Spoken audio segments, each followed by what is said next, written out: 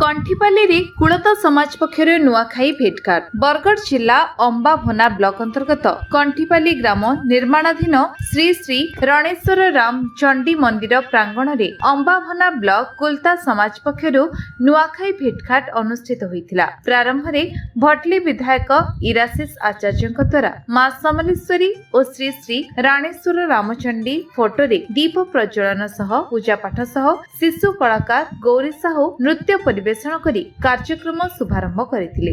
अंबाभना block कुलता समाज सभापति कृष्णचंद्र प्रधान सभापतित्व रे भटली विधायक इराशिष आचार्य, सम्मानित अतिथि ब्लॉक अध्यक्ष कीर्ति चंद्र दुआन, बरगढ़ जिला कुलता समाज सभापति बीरेन प्रधान, कुलता समाज जिला संपादक परशुराम बारिक, छत्तीसगढ़ रायगढ़ जिला कुलता समाज सभापति ब्रजेश गुप्ता, छत्तीसगढ़ पुसौर संभागर कुलता समाज सभापति जगन्नाथ प्रधान, छत्तीसगढ़ लुकपरा संभागर वरिष्ठ सदस्य चंद्रशेखर प्रधान, केशव पात्र प्रमुख गणपर्व नुआखाई और नियारा परंपरा इतिहास संपर्क में आलोचना करथिले। सभा संयोजना संतोष प्रधान, स्वागत भाषण और उद्देश्य ज्ञापन वरिष्ठ सांबादिक हेमंत कुमार प्रधान, विवरणी पठन अंबाभना ब्लॉक कुलता समाज संपादक ऋषिकेश प्रधान, धनुଯାत्रा कंस अभिनेता हेमंत प्रधान, गणमाध्यम प्रतिनिधि भावे प्रकाश रथ, रंजित दास, अजय साहू, चंद्रमणि बेहेरा प्रमुखों